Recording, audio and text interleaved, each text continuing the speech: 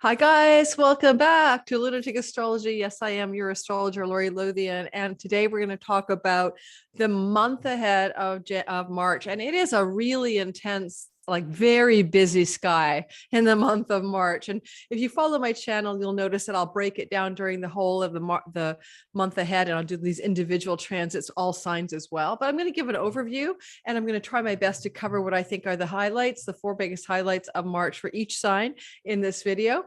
And first of all, let me just say one thing. Look at your rising sign first. It will always be the most accurate. Don't know your rising sign?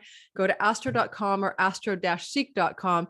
Get your birth data in there. You'll need your time of birth. A rising sign is the eastern horizon at the time of your birth. It's closest thing in the chart, the most intimate thing other than the midheaven, the high noon, to your time of birth, to you coming into this world. Second of all, you could always listen to your sun and moon. The sun will be all about your kind of maybe a bit about your purpose, your career stuff, moon about how you feel about your life, your emotional set points.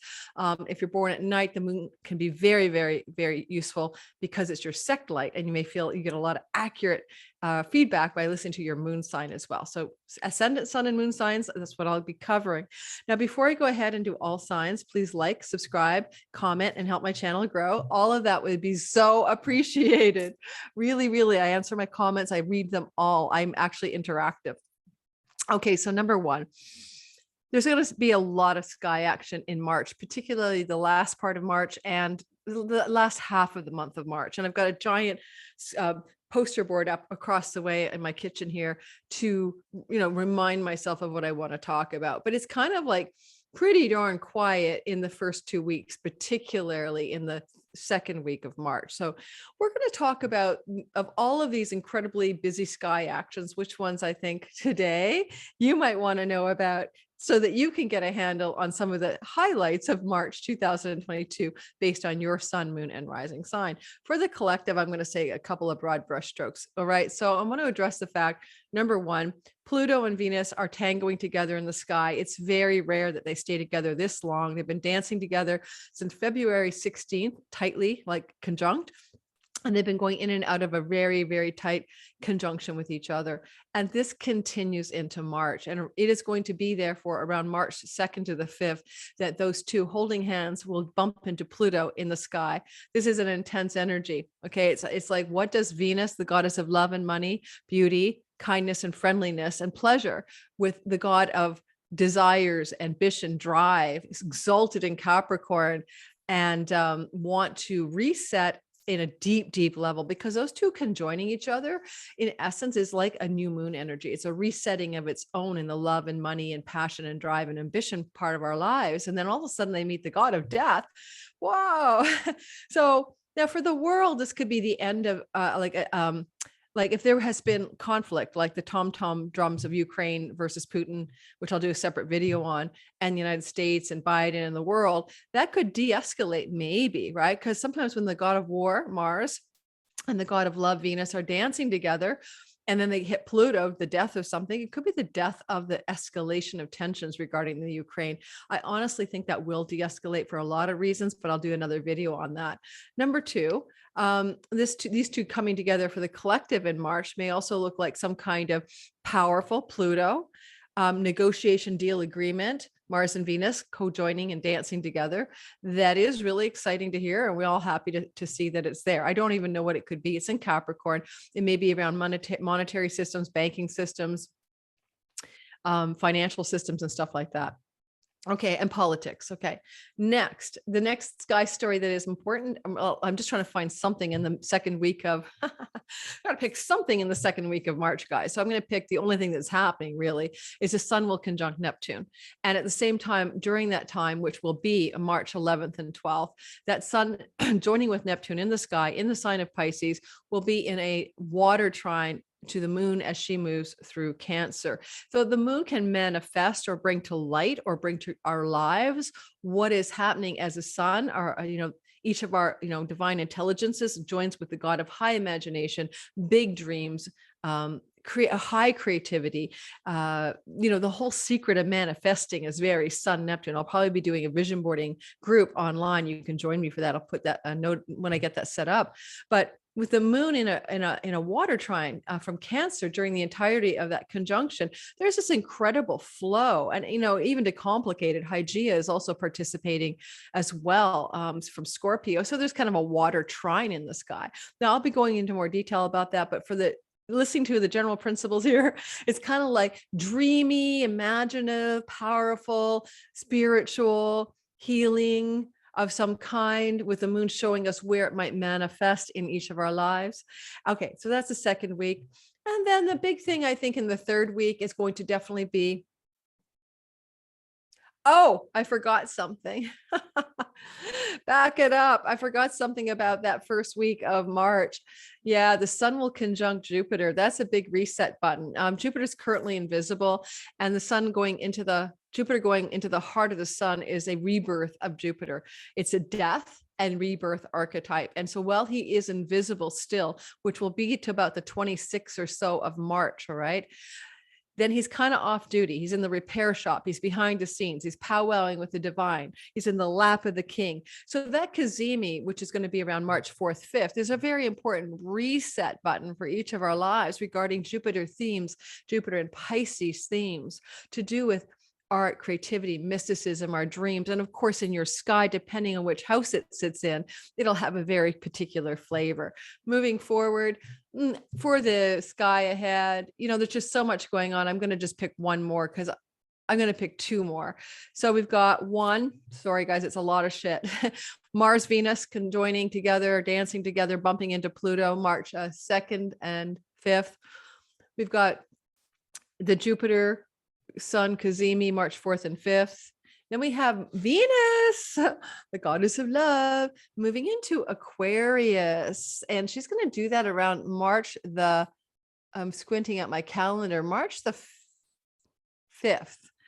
And as she does that, she will end up in a condition of difficulty called besiegement.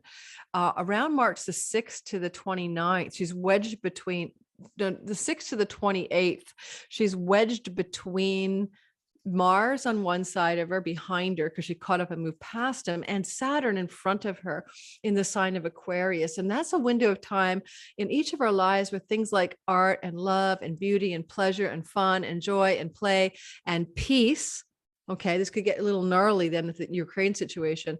Peace could be hard to find. It's like Venus is between a rock and a hard place, and she's wedged between two malefics, and she's having a hard time dispensing her blessings to the world. So for a very practical example for me, I'm an Aquarius rising. She's going to be going through my house of my identity, my beauty, my body, like how I think, how I look about, how I feel about myself, maybe my things that I could wear because it's my body too. So I would probably not buy a new wardrobe then, but I won't even get my hair done. I was thinking of getting my hair done when she moved into Aquarius, which would be good. My first house, it would turn out to be a good haircut, but not when she's besieged. My hairdresser will probably dye the wrong color, or this is not actually dyed. This is my natural roots, but whatever I do, it could turn into some horrible disaster with her besieged. So don't get a haircut if you're an Aquarius rising, or a new hairdo, okay, between March the 6th and the 29th. So it's a besiegement energy with Venus, the goddess of beauty, the goddess of kindness, the goddess of friendliness in a bit difficult situation. Like I could find myself really grumpy during that time and not very friendly to people for some reason. For instance, it's not a good time for me to try to socialize more than I normally would. Okay, so we have that besiegement of Venus, but she is an Aquarius, which is a whole new flavor. She's all about air. She's about ideas. She's about collective energy. She's about groups of people and stuff like that. She's way more social and mental when she's in Aquarius than she is in non-air signs. And then lastly, at the end of the month, because I will do all signs, I'll pick which one I'm going to focus on for each of you. I of all the things going on at the end of this month, I think I want to focus on Mars square Uranus, which is happening around March 22nd and 23rd. Now, Mars and Uranus are combustible energies, they're explosive energies. Mars is fire and heat and passion and temper and armaments and stuff like that, and soldiers. And Uranus is sudden, unexpected, and radical, and shaking things up. Now, Mars square Uranus can often look like really, really rough weather. So something could be going on in the weather storylines, especially with Uranus and Taurus, which is an earth sign. So we could have some really catalytic, weird, bad, dramatic energy going on then. around the weather. And the other possibility, of course, is they're trying to keep the peace with Ukraine. Maybe that's where things break down. Mars is, fond of soldiering, let's just face it. Now he is in Aquarius in March, which is an air sign. So it could be really more like breaking down, and Venus is besieged at the same time. So she can't keep the peace. Mars is gnarly. He's in Aquarius. He's squaring Uranus in Taurus. So it could be a big breakdown of peace negotiations, or the end of some kind of attempt at harmony in your own life or in the collective field, where it's really cracking. The cracks are showing and something's breaking down suddenly and dramatically. Things like explosives going off, I hate to say that, or cyber terrorism, war, Mars, internet, Uranus, events like that could be taking place in our collective news field. Now, I've talked a little bit about the truckers convoy here, and Mars, when he's exalted in Capricorn, has been representative of a freedom movement with truckers and all this intensity in Canada. And that's coming to a close, of course, because Mars is leaving behind the Capricorn zone. However, because he still represents the concept of, people who drive things like pilots and planes and trucks and trains and stuff, there could be some kind of weird explosive backfiring of something to do with what has been a very long time of intense tension in Canada, and the world is seeing us do it. And our prime minister, as I'm speaking, I'm recording February 21st, there's a debate in Parliament to enact a War Measures Act. It's called Emergencies Act or whatever, and it hasn't ever been used before. And it unfortunately is like what you would do if terrorists were descending on the country, or there was someone was pummeling our border to get in, like war, but it was used to confiscate funds from Canadians who donated to the truckers' cause and the truckers themselves who took possession of those funds. And so it's kind of really a radical time here. And it's very possible that the aftermath of all of this, if the War Measures Act thing passes on Monday, February 21st, is in play for 1 month. But true to our prime minister goes, we will make sure that it's only for a month. We promise you. Well, hey, a month later is what? March 22nd, right? 23rd.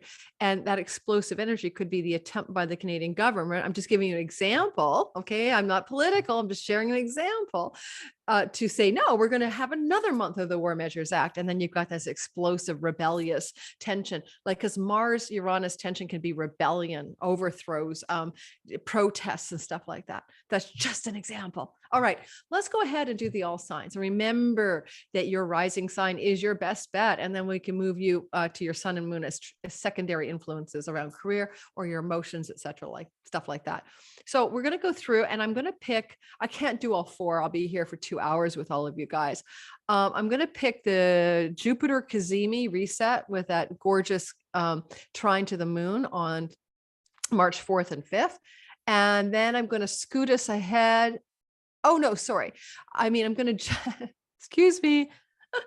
I'm going to talk about the Sun conjunct Neptune around the 11th, 12th of the month, and that glorious trine to the moon, because it's so positive. Because with the Jupiter reset, guys, which is March 4th and 5th, you really won't see the output of that until after the 26th or 7th of March, when Jupiter gets visible again. So we'll address that in a weekly video that I put up. So I'm going to do the Sun, Neptune, dreamy, manifest your dreams, like flow and harmony energy of the middle of the month, the 11th and the 12th. And I think I'm going to also talk about the besiegement of Venus and where you should not take money and beauty risks, and where you should lay low and try not to resolve conflicts because you're likely not to get anywhere, and just kind of duck that time frame, which, as I said, is March 6th to the 29th when she's besieged. So we'll talk about where she falls in your chart during that besiegement.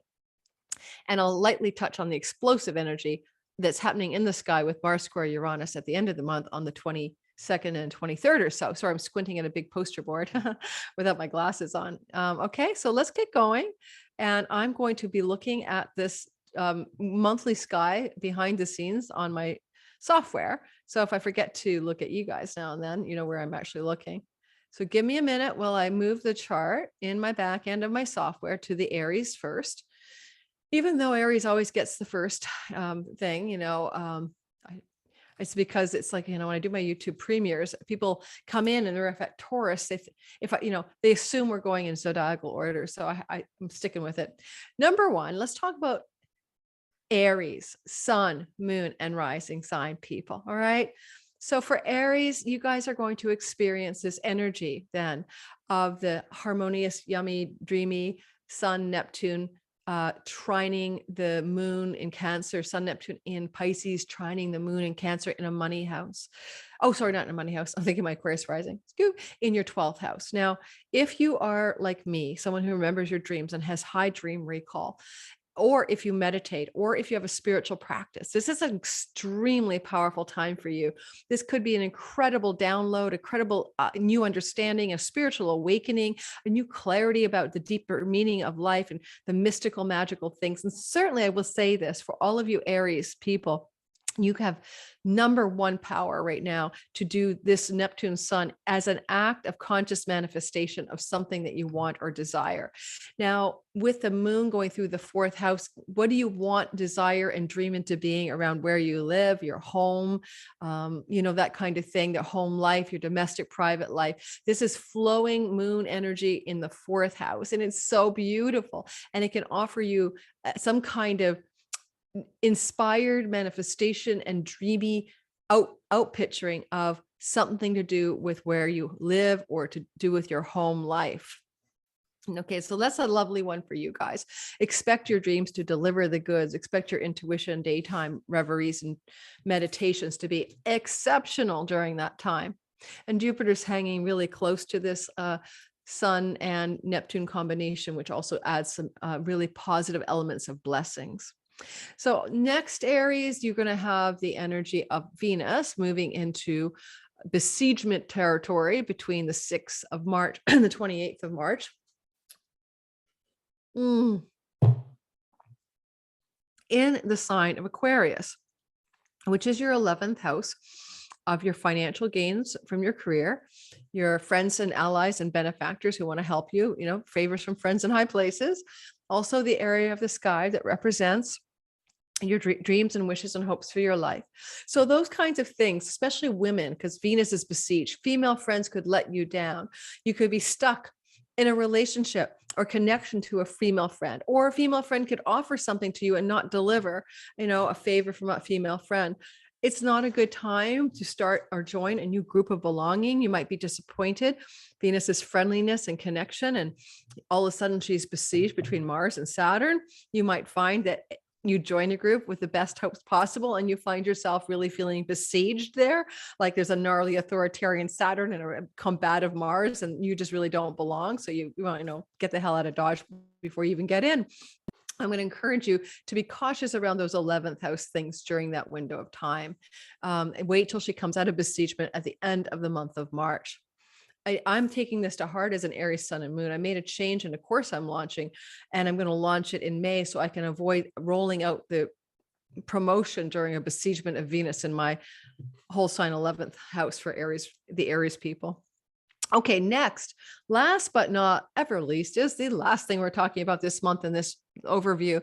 The electric current of Uranus squaring Mars and vice versa, explosive, rebellious, freedom-seeking, out of the box energy. It's really intense, I just have to say. It's happening for you Aries people. Mars is, and don't forget, Mars is not a fast-moving planet. I should have said that. I mean, it'll happen this kind of square every second year. So keep in mind, it's a pretty big deal. So I should have said that in the beginning. So with Mars, oh, I got to plug my laptop in. Shoot, give me a sec, guys. I just saw my battery flashing low. There we go.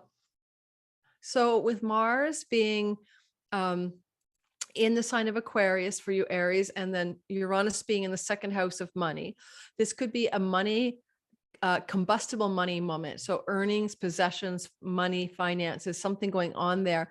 And, around the 22nd, 23rd of March, you may feel a little bit jolting for you. You may have an unexpected conflict, Mars in the 11th house, with somebody who's an ally or a benefactor around some financial promise or situation. And now there's a retraction or something isn't working out as you anticipated. I don't like this energy if you're trying to get money from friends. That would not work.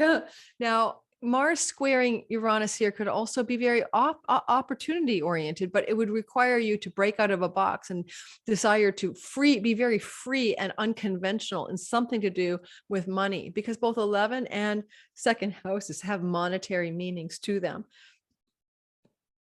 But more so, Mars being, up in the top of the sky and going through your 11th house would have been a great thing if Venus wasn't besieged for most of March, right? I mean, between the 6th and the 28th of March. This is kind of like, to me, feeling for a lot of Aries, like some sort of collaboration that doesn't really live up to its potential, and you're feeling maybe frustrated or something like that. And the explosive energy could be you're throwing in a towel or something like that. And if you're expecting a great gain from your career, the gain may not show up. So keep it in mind. That's a general feeling for that. All right.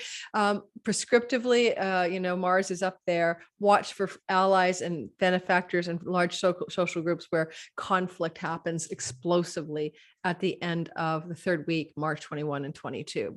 Okay. And it will pass, but just don't engage. A friend of mine used to say, when I used to get in these big spats with somebody we both knew, she used to say, do not engage. It was great advice. I would say if you engage, you'll be frustrated and things might be explosive. And, Uranus is in the house of speech, right? You may say something that you really regret. So be very careful around upsets with larger friends and social groups. Or if you're like me and you do online stuff, be careful what you put into the online world. It could have serious kickback that's not good for you around that time. I already get in trouble for just having an opinion sometimes. All right, let's keep going to the next sign. Taurus, sun, moon, and rising sign. Now let's start off with the energy of the manifestation thing, the dreamy, playful, March 11th, 12th, Neptune conjunct the sun with a trine to the moon in Cancer, both of those days. So the moon tends to be where we outpicture what is happening. Like it shows it up in the sky as like, here's your result, manifest your result.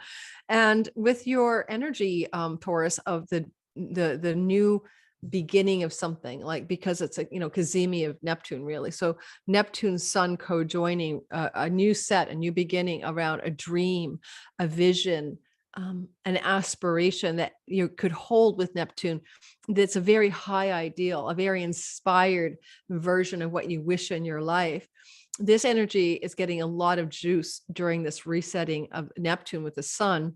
And you can apply that to your third house of your local neighborhood, your trips and travels that you might want to take domestically or short distances, your relationships with siblings or aunts, uncles, and cousins, or learning, especially skills-based learning. Okay, Taurus, so not like going off to university and getting a doctorate. I'm talking about taking a class in XYZ. So look for opportunities to come out of that around themes of learning and travel. As well, you have Jupiter really close to this. We all do, within a few degrees of the Sun-Neptune combination. And Jupiter is lending benefic support, lucky breaks and stuff. Another thing that could happen is a lucky break coming through from a friend that really matches one of the highest aspirations and dreams you have, especially if you have Neptunian qualities and like that's to be artistic, creative, mystical, and magical. Moving forward, you are going to experience the next thing that I'm choosing, which is besieged Venus between the 6th and the 28th or so of the month of March in Aquarius in your career house. This is not a good time to ask for a promotion or a raise. This is not a good time to approach particularly a female in your work or collegiate space. And if you work for yourself like me, then other people in your field, especially women, may not be very useful to you right now. If you're seeking to be popular and to be, publicizing stuff in your life, in your career life, Venus besieged could lend itself to really unreliable, if not disappointing results. I would say to you, with Venus besieged in your 10th house, lay low. You may feel like work is besiegement. There may be some female in the workplace as well who you feel is because she is like between a rock and a hard place, she's taking it out on you. These are all just possibilities, but it's just like that career part of the sky is not feeling so good. It's under the weather during the month of March. So that would apply to looking for a new job as well. opportunities and promotions and new jobs, Venus in the 10th besieged, will likely not go well. So give it a time. And if you could hold off until April, you might have better results, or at least till after March the 28th or so, when she breaks free of her besiegement. Next, you guys are also having, like everybody, that gnarly Mars coming out of your 10th house, squaring Uranus, the god of unexpected change, on the house of your body and your identity and your personhood, your first house of you. Now you're going through radical reinvention of self with Uranus there since 2019. You're coloring way outside the lines of who you thought you were. Yay, you. But now you get this push from Mars, the god of action, drive, ambition. And this is a very combustible square energy, and it could be very dramatic. So what would it look like? Quitting your job, up and throwing your hands up, cutting away Mars, something in the 10th house, or getting fired, and, honestly, when Venus comes at a besiegement at the end of the month, it's all going to be better anyway. She'll fix up what got mucked up there. So just hang in there. But if you do get fired, or you just lose your head and quit your job, then it's probably meant to be. These are forces of destiny. One door closes, believe me, another door will open. But you may find that there's conflict through work, about work, that leads to dramatic changes about your identity. So I am my daughter's a weight room. She's a fitness person at the desk at a weight room, right? So I am a fitness, whatever you call it, concierge. Well, maybe her identity, she's got Taurus in her, could change dramatically if that job doesn't hold, for various reasons. So just keep in mind, it is combustible. If you think you can breathe through that time and not, fire off a resignation letter, maybe that's the best thing to do.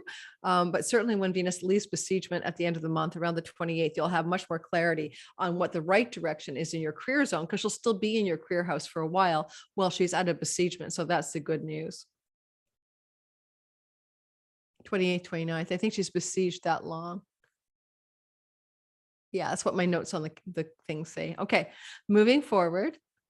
I'm still here. I'm looking at my screen here. Let's talk about you guys, who you are, the good old Geminis of the world. Gemini. All right, let's start off talking about Neptune and how he's coming into the heart of the sun, or the sun's going to join him, and then he kind of gets invisible. It's not visible, but it's like a death and rebirth for Neptune energetically.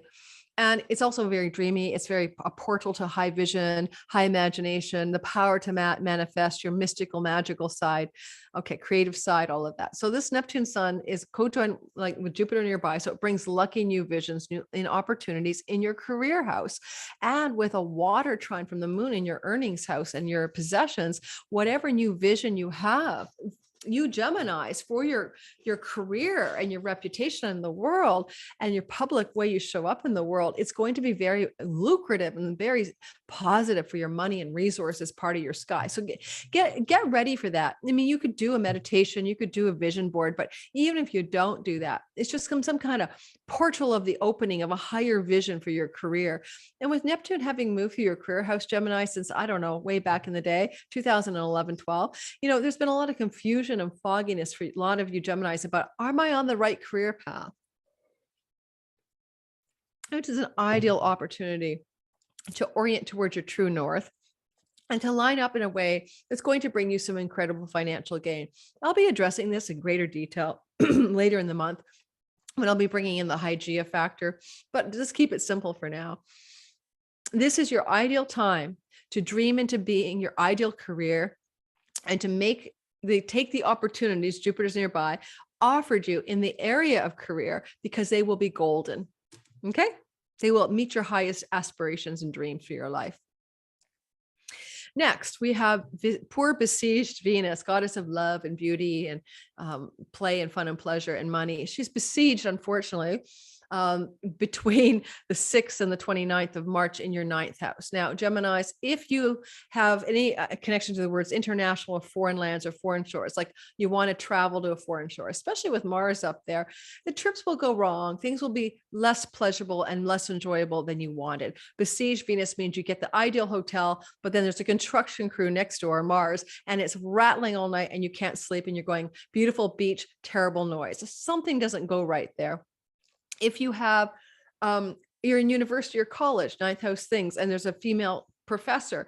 Turns out she's having a hard time in her life. She's gnarly, besieged between two malefics, and you have to deal with an uncomfortable, grumpy teacher. This is not good for court cases. If you're a Gemini and you want to get something pushed through with visas or legal affairs or court system stuff, this will really clog down. Even if something as simple as fighting a parking ticket and going to court for it, don't. Besieged Venus up here, your luck is not with you. Things will not go well. So courts, things, foreign lands, foreign travel, and higher education are a difficult place for enjoyable and happy outcomes during that time. Now let's move on to talk a little bit about the jolting energy of Uranus and Mars in a square. So of course, Mars is in that courthouse, the international travel house, the thing I just talked about, your ninth house. And he's up there. He likes to travel and he likes to go to battle in court. So, those are good things. The besiegement isn't. So honestly, March 6th to the 28th are good times to ask for a different court date before or after that, if that's anything you're into. Okay. So, and this energy of Mars up there in your ninth house, squaring Uranus in your 12th, these are both between the worlds, intercosmos houses, 9 and 12. 9 is the house of God, has to do with your spiritual and religious beliefs and the gates to heaven. And the 12th house has to do with your inner life, your contemplation, and your karmatic stuff, especially past lives. The bolts of energy from Uranus to Mars could be a big aha, a big download, a big eureka about self-undoing and self-defeating patterns that you may have in your life. That's the 12th house, or something from another time and place, an interdimensional aha that is going to allow you to take action, bold, dramatic, freedom-loving, rebellious action in that ninth house. I don't know what to say. It could be about courts, travel, higher education, meaning of your life stuff. Righty? So to be determined, you're the one living it. You'll have to let us know how that goes. All right. So Cancer, sun, moon, and rising sign people. I'm still here. Yeah. Sometimes I think maybe I've turned off my video. I'm still recording. Yeah. So Cancer, sun, moon, and rising sign. You guys are experiencing the energy of Neptune and the sun co-joining in the sky with Jupiter blessing the whole ordeal within 5 degrees away. And this energy, this blessed energy, is in a part of the sky for Cancers that represents your highest dreams or dharmatic, what you think the meaning and purpose of your life really is, your connection to the divine, your spiritual beliefs and philosophies, the ninth house, foreign lands and foreign travel, and also court and legal affairs and book publishing. And so for some of you, if you're a Cancer rising who writes books or writes things that will be published, this is auspicious as all heck, because Jupiter is luck up there with the sun and Neptune, a reset button around things you're imagining and you're dreaming. And honestly, Neptune is a storyteller. You'll see him in J.K. Rowling and Stephen King's charts, really prominent and strong. So if you are a storyteller and you do write as a Cancer, sun, moon, or especially rising, this is really intense, beautiful, supportive breakthrough energy, resetting itself. And with that water trine to the moon in the house of you are very aligned and very connected to what's going on in the ninth house. So if you're a Cancer who wants to go back to school or travel to a foreign land or get a book published, these things are really good for you. You are like water trined up the gazoo into this yay, mystical, magical breaking through opportunity energy in your ninth house. Now, next. Oh, and visas and passports, in the vaccine passport land, a lot of people are biting their nails in Canada because all of our provinces, almost all, have released the vaccine passports and mandates, but our federal government is holding on to them like, I don't know, like what, like for dear life. So if you're a Cancer in Canada who needs to travel to a foreign land, this can be some really good breakthrough energy coming up in March around the 11th. And maybe our government will let Canadians get on a train, plane, or in or out of our country who don't have a vaccine. Given that Omicron is endemic, I think it's about time, but that's just my opinion. All right. And please do not troll me about my opinion. All right. So Cancer, sun, moon, and rising sign, you are having Venus in besiegement in your 8th house of monies that belong to your spouse, or that you share with your spouse or partner or your business partner or your bank loans or your mortgages or, inheritance money. So that kind of money that's, available to you, but you didn't get it in a paycheck coming through is under a lot of energy of, besiegement. This is not a good time to apply for a loan. This is not a good time to try to get some kind of favors from a bank. This is not a good time to even apply for a new credit card. Let it go right now. Venus besieged will not bring you good money, goddess of money outcomes here. And do not buy a stock, because this is the house of the investments we could do in the markets. And this is a besieged Venus in your investments house. So lay low around those themes right now. Good time to just lay low around big financial decisions like that. Now, and don't forget the dates of besiegement are roughly March the 6th to the 28th or so. So that's the time to be cautious. Finally, you also, I hope it's a 26. Gosh, I'll have to do a correction to the whole thing. That's my memory. And I think that's what did I say 6? The 6th of March to the 28th. I believe that's the right time. Yeah, I think so. You know what? Now I'm wondering. So now that I'm halfway through my recordings, let me pause and double check the end of besiegement. Holy man, thank goodness I didn't have to do a correction. Yeah, it's around the 28th. She breaks out of the bounds of she breaks through the besiegement by crossing over Saturn to the other side. All right. Oh, all right, so let's keep going. So next we want to talk about bold, dramatic, exciting, explosive energy coming through the sky with this dramatic square from Mars to Uranus.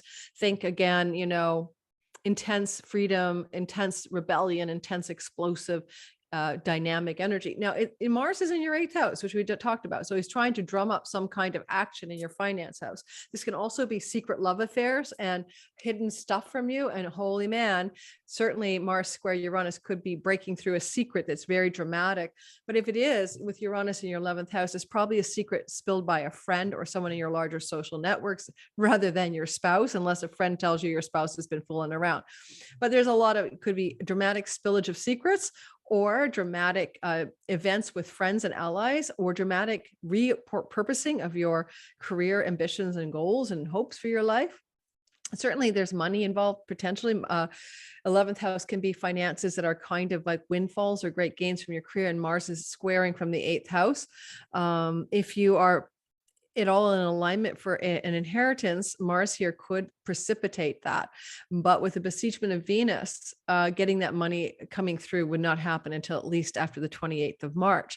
And the sudden energy Uranus is a pennies from heaven, 11th house. Sometimes those pennies don't come from heaven. They come through somebody's bequeathment to you. So for some cancers, that's a possibility as well. Okay, moving on. All right, let's do the lions of the crowd, the Leos of the crowd, Leo, sun, moon, and rising sign. Let's talk about what it's like to have this Neptune sun conjunct energy. Lovely energy in the top of your sky happening in your 8th house of money. The kind of money I just talked about for the sign before you. This is things to do with investments or your bank loans or your spouse or business partner's money, jointly held funds, tax rebates, credit card debts, loans. Did I say mortgages? I'm losing track. Gist of it all is that this is a place where there's this dreamy Neptunian high imagination manifestation potential. And with Jupiter really close by, luck. So for example, for some of you Leos, it wouldn't be a bad idea if you have a tip on something to do with an investment, like to take advantage of it. I think this would be very good. Be a little cautious. Neptune can bring illusion and delusion, but Jupiter's kind of protecting him. And the whole thing has a good feeling to me. That feels like a good tip financially could come your way. And I would take it, especially if it's an investment strategy. With the trine though, from this glorious Neptune. And by the way, if you talk to dead people or you have psychic ability, this amplifies it during this window of time. And so you might find that conjunction, and the dates again are around the 11th and the 12th of the month, this is going to open up a lovely energy to the moon in Cancer. And that's a very psychic thing for you, because Cancer for you is a sign of your 12th house, which can be like almost like being able to channel something, you know, or connect to the Akashic records or whatever. If you have any bad habits you need to relieve yourself of, or addictions as well, this could be a very big vision download or information or message from the other realms that helps you release that and shed that bad habit pattern or self-undoing. And lastly, this is very inheritance housey, and Jupiter here is a bequeathment transit for some of you Leos, sun, moon, and especially rising, though there's a longer story until the middle of May and the last couple months of this year where inheritance monies could be coming to you. And possibly with the moon in the 12th house, this could be coming through a female or a woman in your family line who may be ill or in a hospital. Just a possibility. Now, moving on to the energy of what happens with this poor besieged Venus. Be careful in your marriage house, because that's where she is, or your business partnership house. And if you're a Leo who puts products into the marketplace to have an audience or a fan base, that is your 7th house as well, 10th from the 10th. So for those things, at a practical level, it's not a good time to promote, publicize, or share if you expect it to be popular stuff with the world. So off to the drawing board, take some time out. But when the besiegement's ongoing between the 6th of March and the 28th of March, this is not good for your marriage if you're married, or if you're looking for love, it's not good either. Besiegement Venus, the goddess of love in this house, could mean a relationship that exists could be having a real difficult time, feeling joyless, arid, not friendly at all. And, you know, she's besieged with Mars in the 7th house. So again, conflicts and arguments with your spouse or when you're dating. Possibly if you're single, this could look like a good thing on paper. Mars and Venus conjunct make it look like that they're tangoing in the house of committed love, and you might be dating someone, and you know, all of a sudden when Venus gets besieged, you start to see what's really on the table. And this person you're with is combative, argumentative, conflictual, gnarly energy. And Venus is like, where's the fun? Where's the joy? Where's the pleasure? Legal contracts and agreements are in the 7th house. Don't sign anything that you will regret. It's a little bit like a Mercury retrograde warning regarding legalities that you have to negotiate, or deals you have to make, or contracts you have to sign until Venus is out of besiegement. If you can wait until the 28th of the month. I mean, if you can't wait, I don't know what to say. Read the fine print, maybe. Mercury is an aversion to this, and so you can't really look at the fine print. Plus, he's out of dignity in Pisces sometime during the month of March. Yeah. So you won't see the details you need to see. Get extra eyes on any legal agreements, or you'll be disappointed, Leos. Okay. Really high warning for you there. Next, moving past the besiegement story, let's talk about the intense electric field of energy between Uranus in Taurus in your 10th house of career and Mars in that 7th house. Now, because the 7th house is those legal agreements and Uranus is in the 10th house, be careful. It could be about work. It could be like a breaking through energy in the workplace, but there's a lot of tension and things aren't very friendly.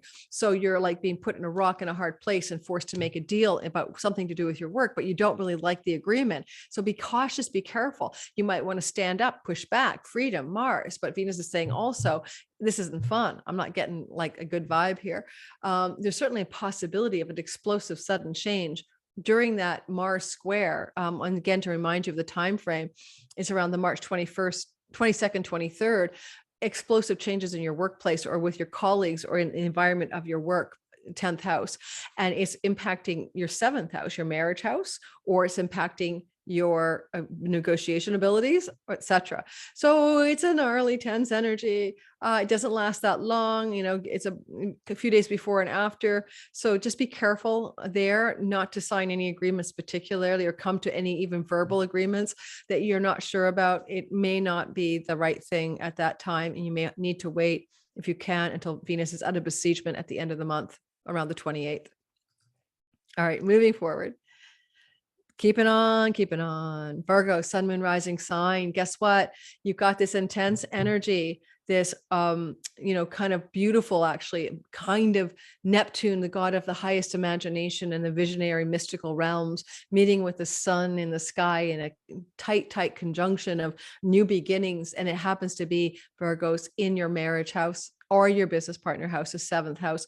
This is really ideal for you, Virgo rising, especially if you're in an existing relationship. This is like, taking it to a new level, higher love energy, because there's a water trine, all right, to the moon in your 11th house of your highest dreams, hopes, wishes, and aspirations, like the fairy godmother.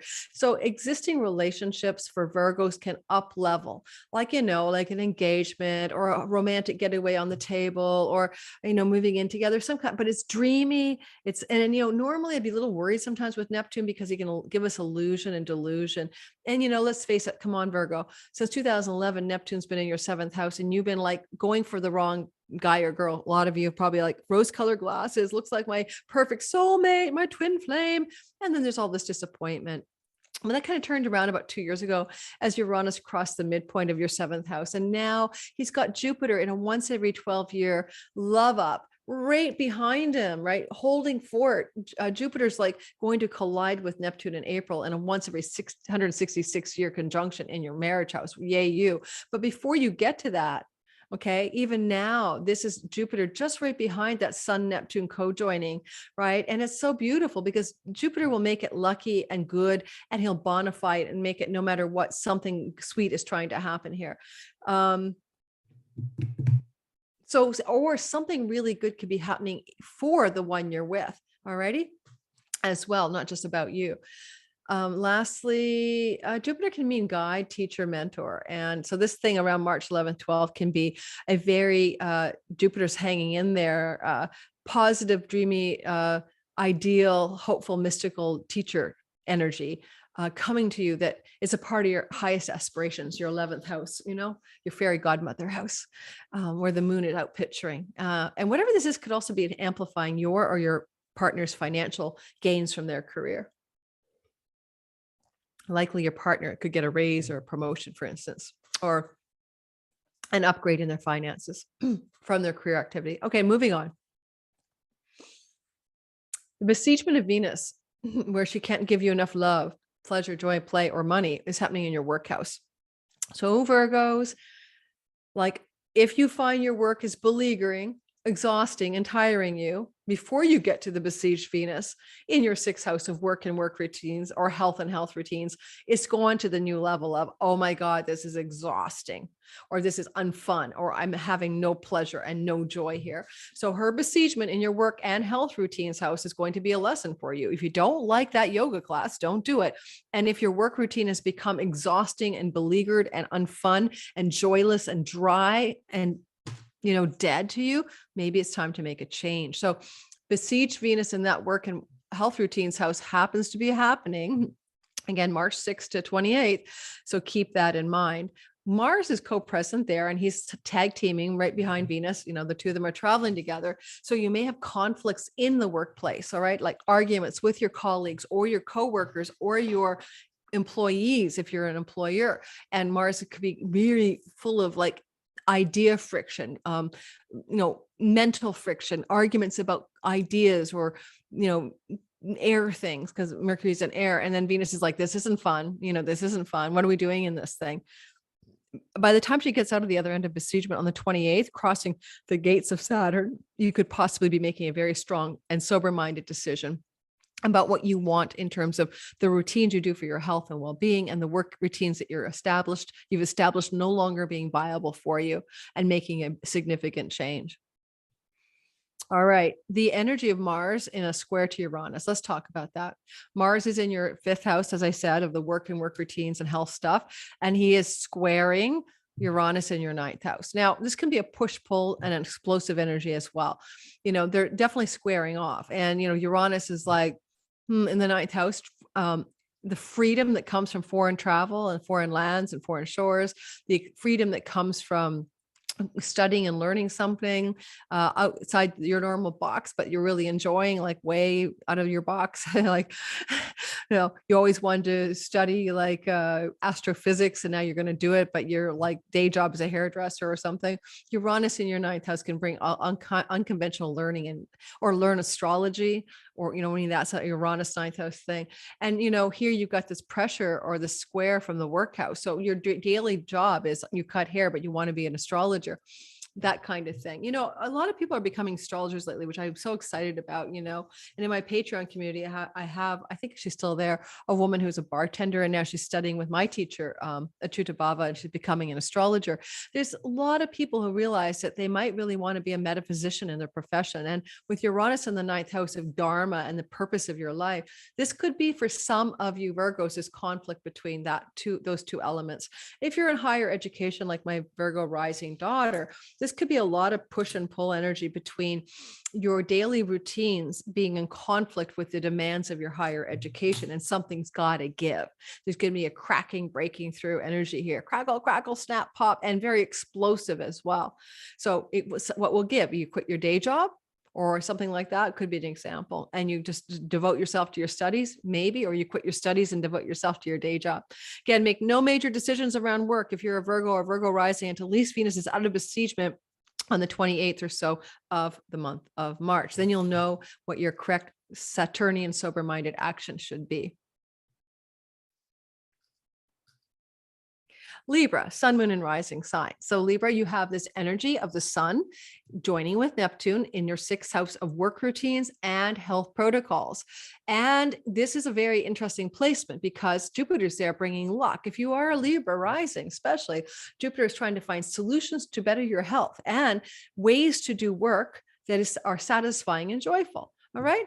And here we have this like energy of Neptune, big dreams, imagination, what, you know, dreaming into being. Maybe this is a little bit of follow your bliss as well, because Jupiter's in the workhouse with this dreamy Neptune sun co-joining and reminding you that that's around the 11th and 12th of the month. And so I feel when I look at the sky for you, because there's a lovely water trine to the moon, and the moon is sitting there in your, your Cancerian 10th house of career, that this is a really good time to find this kind of divine balance in your work and career direction, ambitions, and it serves your health as well. Like working in a way that your health and your health routines and your work routines are in a flowing, beautiful, lucky, and harmonious connection to 10th house things. Now, this, moon in Cancer only lasts a couple of days, really. So you're not going to be like, this is a time of clarity. This is a time of, seeing something in a clear way that you haven't seen before. So I would say to you that this is a really good time to do a vision board or do a dream journal thing. Pay attention to your dreams at night. Neptune's very into that, and really refine around that time, the 11th and 12th, your highest vision for your career as it aligns to wellness, health, and daily routines in work that really feel joyful. Next, besieged Venus in your fifth house is really bringing you down because she's in the house of her joy, and yet she's besieged. She wants to party, have fun. She wants to have pleasure and joy and sex in this house. And all of a sudden she's like wedged between Mars and Saturn, besieged between the 6th of March and the 28th of March. And she's not having fun at all. And if she's not having fun, you're not having fun. Don't take any speculative risk or like casinos or lottery tickets if it's a big deal to you, because she can't bring you those lucky winnings that she could normally bring here because she's besieged. So those are off limits for now, or disappointing. Certainly, like if you've been dating, then a romance could go sideways on you, or it could like tank because this is Venus going, like this is too hard. And if you're single, and if you're with someone, there could be a temporary lull in the joy and pleasure factor, and very frustrating at that as well. So try not to break up with the one you love because you have no sex, because you or your partner is under the weather, or because things are just suddenly joyless and arid and difficult where joy should be. Joy has gone. So the house of inspiration, if you're creative and you're artistic, then this is the Muse Venus in the house of the Muse. Yeah, you're right off. Like you have no inspiration, your dream, you're not connected to you can't plug in, somehow to the Muse right now. So instead of getting frustrated, take time out. At the 28th, when she crosses Saturn and comes out of besiegement, you could come down with a great creative idea.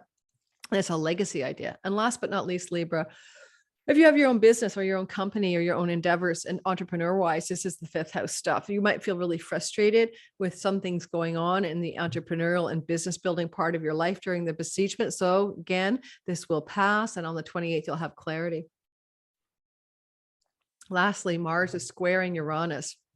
And Mars in your fifth house with Venus besieged can definitely look like more than not having pleasure. It can look like conflict as well. What kind of conflicts? Conflicts with your children, conflicts with your lover, conflicts with the muse. And now Mars will square off with Uranus in your eighth house of secrets. Lover spills a secret, been having an affair. Uranus can also deliver shocks around financial things from your eighth house to your fifth house. That investment someone told you was a done deal and a sure thing turns out to be a misfire, and there's explosive anger, frustration around that. You can avoid that, of course, by being cautious about investments for sure between the 6th and the 28th of March. But if you're not cautious or there's a pre-existing investment, this could be where something really dramatic is going in a direction you didn't particularly want. Okay.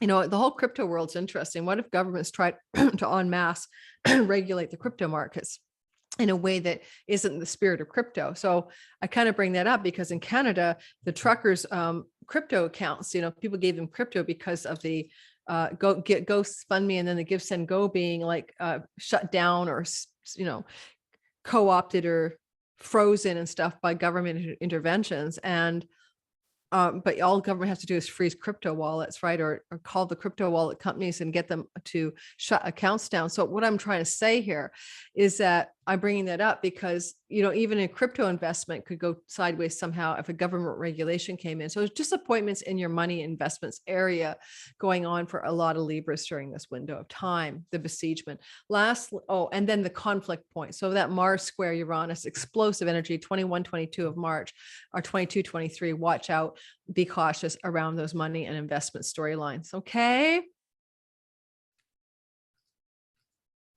Scorpio, sun, moon, rising sign. So Scorpios, this is pretty lovely for you. I love what's happening here. You're getting a lot of love from Neptune when he combines his forces with the solar energy of the divine intelligence of the sun, sits in the lap of the king around the time of 11th and 12th of the month of March in a water trine. Okay, so he does that in your fifth house of joy, play, fun, pleasure, inspiration, vitality, enthusiasm, romance, and your children. Okay, a lovely place, Scorpio. And it's really beautiful because, you know, you got Jupiter hanging out there too with the Neptune sun energy. How sweet it is right now to be in your life. A lot of Scorpios are feeling all this joy and play and pleasure and fun, really revitalizing their life for a change and really just having, you know, a good time. And Jupiter, if you want to have a baby, you or your partner, this could amplify fertility until the middle of May as well. But this one window of time we're talking about, this reset of the sun and Jupiter energy on March 11th, 12th, is in a flowing water trine to your ninth house. And your ninth house is a house of God, the house of religion, spirituality, the house of foreign lands and travel. Certainly with a fifth, ninth combination, it could lend itself to a really beautiful, playful, fun getaway to a foreign shore. Could be some positive flowing breakthroughs in higher education or book publishing, stuff like that around the 11th and the 12th of March. You also are a water sign, right, Scorpio? So this is all trining your ascendant as well, creating a really flowing energy. So particularly if your rising sign, sun or moon energy, Scorpio, is in the degrees of approximately, I don't know, let's go 15 to 25 degrees of Scorpio, you really feel this Neptunian delightful reset of high vision and imagination. For you creative Scorpios, if you're a writer, an author, a painter, a musician, you could literally create the hit song, the hit of your life, or paint your masterpiece, or come down with a story idea, Neptune rules stories of the century. And so prescriptively, let the muse speak to you on steroids, please, around the 11th and 12th of March. Venus is besieged and she's in difficult shape when she's in Aquarius, wedged between Mars and Uranus, between the 6th or so of March and the 28th. There's a little tension in the real estate and home life area, disappointments there as well. Like it's not a good time to redecorate. Your interior decorator cancels, or they do a terrible paint job and you wondered what the hell they were thinking because that's not the color you chose. Or you don't get along with someone who's a female in the home environment that you're living with in your household. So this is not not a good time with a besieged Venus to do any of those things. Like I said, paint, redecorate your home. Or there could be frustration and difficulties and stagnation here around things to do with finances and your home. This is a besiegement that does come to a conclusion, and you will find a solution, right, to all of that energy as Venus crosses the bounds of Saturn around the 28th, 29th of the month, and then things begin to move forward. So bite your tongue if you're fighting with a female in your home, or if you're feeling frustrated or disappointed, let yourself get through that feeling because it will come to a close, okay? By the time Venus crosses through the end of the month and she gives you clarity about that stuff. This is also this besiegement, connected to the fact that Mars is co-present and he's the god of conflict and arguing and bickering in your fourth house. Again, challenges, or Mars wants to move, right? Because he loves moving in the fourth house. Let's buy a new house. Let's move to a new house. Let's rent a new place. Okay. Let's travel away from our home even. And Venus is like really gnarly, and she's kind of like putting some kind of pall or dampener on all of that excitement. So again, it'll turn around at the end of the month. Mars is also the god of cutting things off and cutting away. So if you're trying to do construction in your home and Venus is besieged, things will not go well, because she was how beautiful does that construction look at the end of the day? So prescriptively, March 6th to 28th, do not do construction or renovations in your home or beautify your home.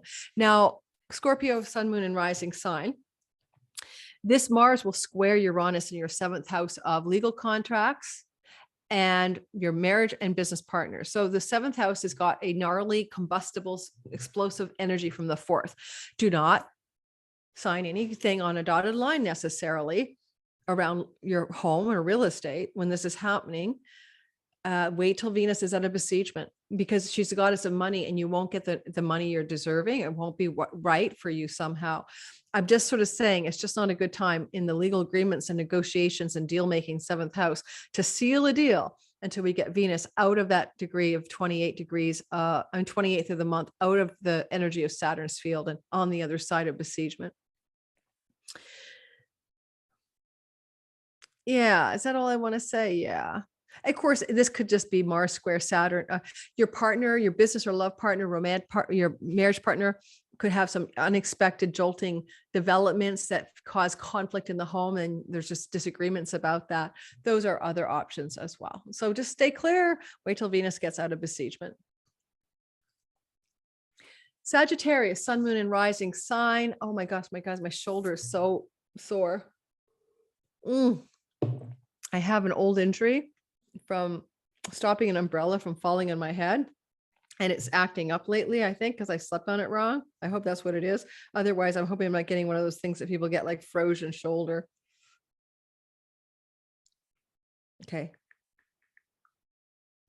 So Sagittarius, sun, moon, and rising sign.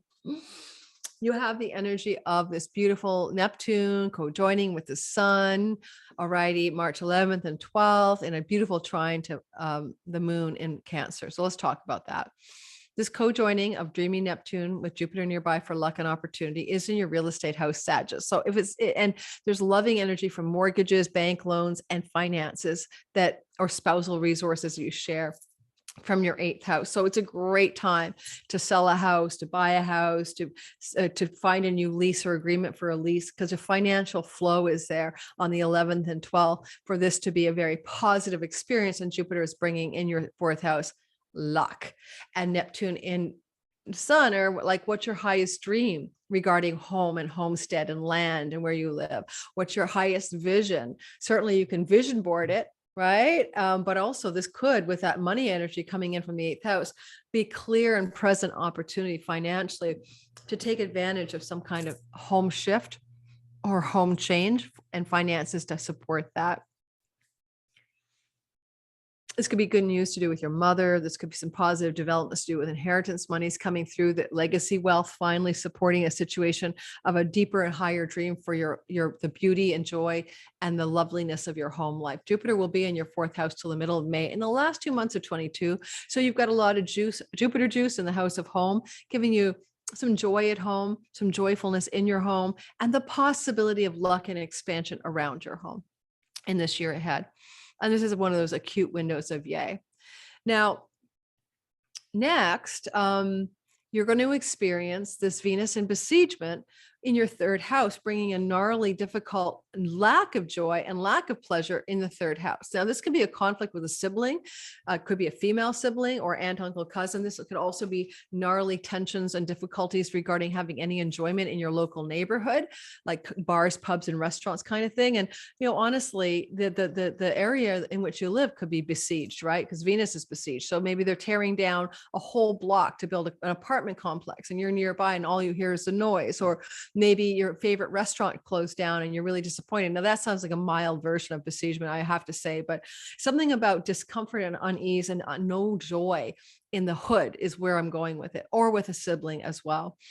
And this besiegement will end on the 28th of the month. It starts on the 6th. So wait till that's over before you make any decisions. Certainly as Venus crosses Saturn around the 28th and gets on the other side of that gnarly wedge between Mars and Saturn, you're going to have some kind of resolution of this longer standing tension. Trips and travel is, getting on a plane, a getaway, romantic getaway, journeys by train, plane, automobile even. This is besieged Venus. No joy there either. No pleasure there. Something's going wrong. So again, can you postpone the trip? Can you wait a bit? Maybe just think about it for a while before you jump into some travel that may not be circumstantially well positioned right now for you. And you might find you just can't get it going. You want to travel to Europe, or no, well, that's too far. Well, you want to travel somewhere and there's no air. All the flights are too expensive. Venus doesn't like to spend too much money here. She's got a level head. She's in Aquarius with Saturn, sober-minded Saturn. So you could don't jump on it. Don't pay it like a super high fee. Wait till there's a sale. That's something really realistic, but practical for you to think about.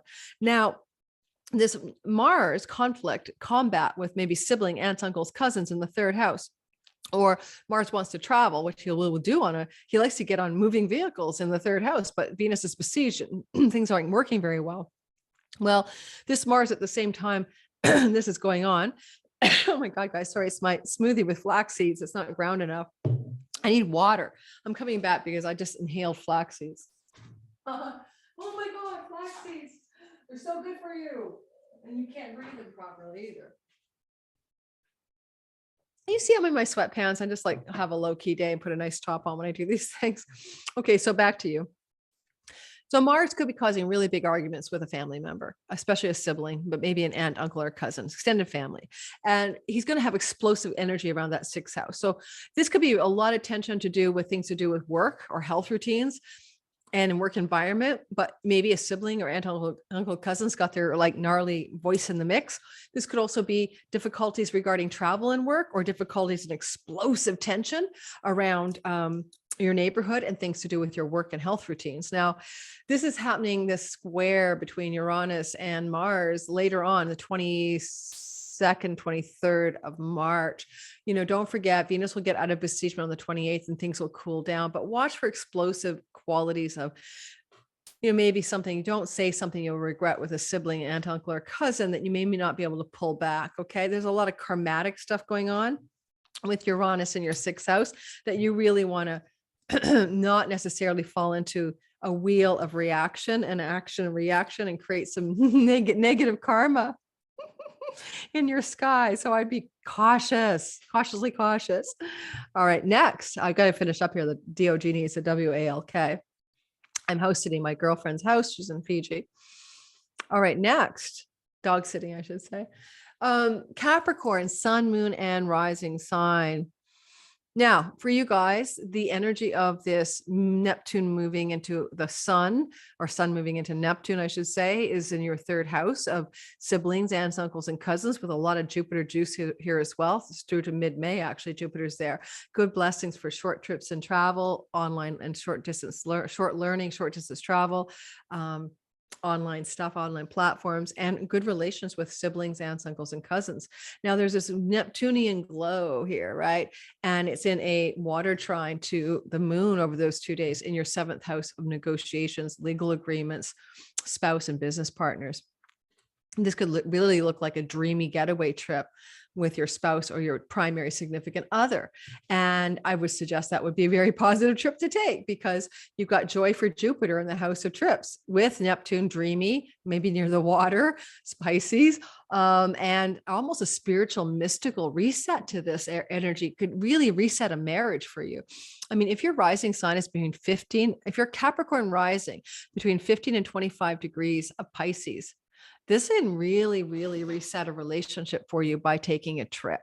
It's same with the sun and moon, but less so. But Capricorns, you definitely have this potential. And also to really reset a relationship with a sibling as well. Negotiations, agreements, and contracts is the 7th house. Legal contracts, could be some legal contracts being negotiated regarding things to do with your local neighborhood or online learning, or sometimes selling and marketing can be the 3rd house as well. It's all flowy, it's all dreamy, it's all luscious, it's all good. However, let's talk about the negative part of the month. That's that besieged Venus between the 6th of March and the 28th in your money house. You may be loving up your partner and traveling, or you're learning something, or taking doing something online that's satisfying and joyful. However, your money feels besieged right now. Okay. And it's your income and the money that you have coming to you that way. Also, it's your possessions, you own the house, you own the car, you own the sofa, those things. And these things feel gritty and ick between, those 6th of March and the 28th of March, because Venus is wedged between malefic planets, Mars on one side and Saturn on the other. When Mars crosses over Saturn at the end of the month, you'll have a lot less intensity and more clarity there. Prescriptively, because this is a besiegement in a money house and an earnings house, it's definitely, and it's connected to the 10th house of career. It's not a good time for asking for more money. That could be part of the frustration. Maybe you ask and you get a no for that promotion, that raise, that advancement, or something like that, advance or whatever. So be cautious around understanding that you're not likely to get the joyful outcome you desire in your money story right now. Be very hard with that besiegement so active. I just say take a breath and wait till the end of the month and see if you can't turn that around. This is a house of your voice and your calling. You may feel frustrated about your vocation right now. And you may also be feeling like Venus in the 2nd house is like Haagen-Dazs ice cream, chocolate, wine, cigars, things you can put in your mouth, and pleasures you can enjoy through the mouth. And Venus here is like besieged. So suddenly life's pleasures are no longer pleasurable. Things you eat and drink are not bringing you pleasure for some reason. With the energy of Mars in this part of the sky, conflict, debate, and disagreement, you are being disagreeing because this is the house of your speech. So what are you battling? Who are you fighting? What are you gnarling out into the world? Or how do you feel like you're under warfare with a financial story right now? And then, Mars will have that explosive March 22nd, 23rd energy with Uranus from the 2nd house of your money to the 5th house of romance and romantic love and children and inspiration and muse and play and money, luck. But it's not a positive energy because it's, square. So what is this like catalytic intensity that's explosive, right, regarding money and resources and pleasure and play, or children, or like an adult child decides to come home and live with you and you're just about to sell the house, or your lover says, I'm leaving you and I'm entitled to half your assets because we lived together for 2 years. I'm just making stuff up, but something like, just when I thought everything was going swell, all of a sudden I'm going to have this financial tension here. So watch for that. This is not a good time. Disappointment could happen if you've been playing big risky money speculation or risky money endeavors. And this could be also that coming through of it. That didn't work out. I should not have, invested in that risky penny stock or something. Well, who can go broke on a penny stock because they're so cheap, but you know what I'm saying, right? Alrighty, so that's it, Capricorn. Moving finally to me, the Aquarius and then the Pisces, and then I got to take that dog out and enjoy the sunny day here in Vancouver, Canada. It's beautiful right now. It's like the pristine sun and the snow-capped mountains. And when it's beautiful here, guys, it is so beautiful. And it's sunny, but it's cool, but it's beautiful. I want to take that dog out for a second walk today. His name is Milo. He's 14. And you know what? He's got so much beautiful spirit at his age. He's full of juice. He still likes to play. He still likes to snuggle. He's so pretty too. Okay. So I'll have to show him to you. Yeah. Next video, I'll put him on for you guys. Okay. So Aquarius, sun, moon, and rising sign. So this is me. I'm an Aquarius, and I'm an Aquarius with Saturn and the South Node on my ascendant. Yeah, it's been interesting. As I said, makes me want to be like a nun in a convent half the time. So this energy of the beautiful conjunction of Neptune and the sun together with Jupiter co-present, us Aquarius, it's in our money house, our possessions and our resources and our financial flow.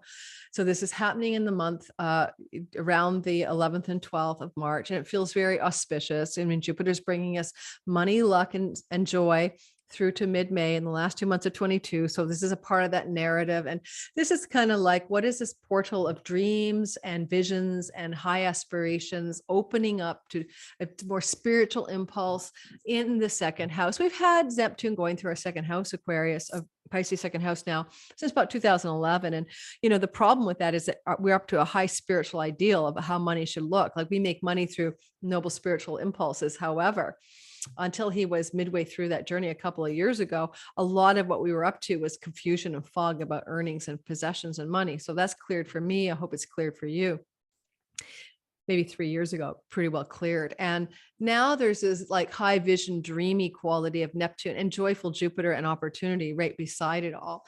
And I feel like with this energy and a lovely flowing trine to the moon over those 2 days in our sixth house of work and work routines and livelihood and health routines, this is all just such a good thing. Neptune is the god of addiction and escapism, and Jupiter's opportunity. And the sun is a reset. Sixth house is connected to the 12th of our self-undoing. So some of us, like me, always doing my sober sister's wine reset, is really going to be very auspicious. Hang on, that's my daughter texting me. I'll be right back. Yeah, what do daughters in their 22 text you about? Money. Mom, I need some money. Okay, guys, back from the daughter money request story. So back to us Aquariuses. So, hey, so what I was saying is that it's really good for our finances. It's dreamy. It's lovely. It's a reset down there with flowing money coming out of the sixth house of energy of career, work, and health routines. And I was just about to say, I'm always doing this kind of wine rehab stuff. So it's really good for that as well. For anyone cleaning up and cleansing their body and stuff like that, and you're an Aquarius rising, this is very auspicious as well for that. Release from bad habits that undo you. Like for me, it was just drinking wine every night with dinner, right? I mean, 1 glass or 2 glasses of wine, but the daily habit is what I've undone, and I'm still undoing, but mostly undone. Now, with this Venus moving through Aquarius in besiegement, right, between the 6th of March and the end of the month, the 28th, besieged between Mars and Saturn, this is a really intense time regarding your identity, your feeling beautiful, your physical body. And, the Venus in the first house is usually about enjoying yourself, like feeling beautiful, feeling lovely, feeling popular. Like, how do you feel? Like Venus is like, do you feel popular? Do you feel social? Do you feel joyful and fun? Are you feeling like there's fun? Do you feel, yeah, beautiful. So I'm not going to get my hair done or anything like that during that besiegement, because I'm sure as heck not going to like the results, right? Not a good time for any cosmetic procedures, not a good time for a photo shoot. I was going to do that. No, not till she's out of besiegement in the house of my identity, because my own Venusian ways, all of us Aquarius, is the way we feel beautiful, popular, joyful, and friendly are under besiegement. It will be a bad haircut. Don't do it. Wait till she gets out of besiegement. I can tell you that much. Now, Venus is also connected, very close to Mars going through the sky during the same time. And it's going to be that Mars going into that square to Uranus to do with home, land, and real estate. That is going to be very intense for Aquarius is around the 21st and the 22nd and 23rd-ish of March.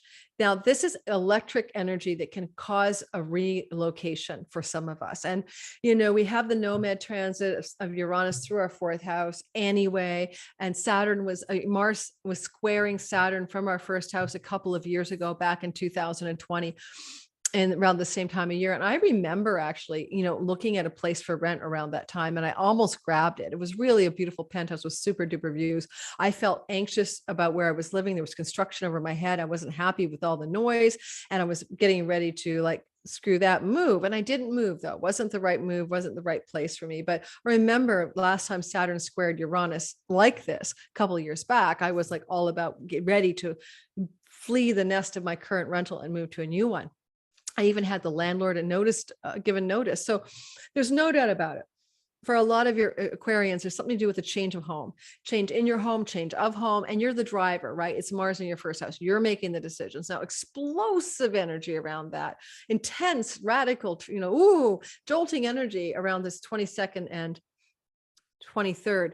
I would wait until Venus is out of her difficulty after the 28th before making any decisions on a new place to live or a move or big changes within your home. So do not sign on the dotted line on a new lease until you get Venus, the goddess of joy and pleasure, out of her terrible condition of besiegement.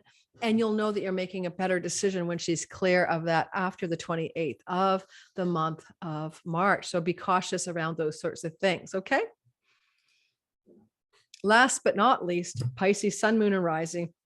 I love you guys. You're so mystical, so magical. I have so many Pisces suns and rising signs in my life. It's crazy. So for you, well, it's probably because I have 3 planets in Pisces in my natal chart that I have a lot of Pisces around me. I like Pisces people. So Pisces, sun, moon, and rising. This is your story, guys, on that Neptune sun reset button happening for you guys and all of us around the 4th and 5th of the month of March. You get to see a new vision and a new version for who you are in the world. Jupiter bringing his blessings for you, feeling magnanimous, generous, spacious, larger than life. You're leaderful and you're open and you're big and you're joyful right now. And that's what Jupiter's trying to bring you. And I think with this energy, happening around the March 4th and 5th, you're looking at a real new beginning in terms of how big, about the expression, how good can you stand it? How big and beautiful and amazing can you actually stand yourself to be? Because you're coming into this re-envisioning of who you are and who you can be in the world. Now, Neptune sun, yes, it happens once a year. With Jupiter there, nope, not at all. It's a once every 12-year possibility, but it's even more than that because Neptune's only in that part of the sky for about 14 years, every 144 years. So it's a glorious resetting. I really want you Pisces to hear this. It's a really important reset for you of how big and beautiful and bold your life can be as you vision it for yourself. So of all of the signs, you should be vision boarding. Okay. End of story. Now you're a water sign, of course. So this is a trine to you from what? From the moon. And over those 2 days in Cancer in your 5th house of joy, fun and pleasure and play and creativity and the muse and inspiration and sexuality and love and lovers and romance and all of that stuff. So think of those themes, and even your own children can bring blessings to you during this couple of day window. But if you're at all like a lot of Pisces, you guys are all very mystical and creative and magical and dreamy. This is a good time. I mean, with it, Cancer moon in the 5th house in a trine to your identity as this, Neptune meets and resets himself with the sun.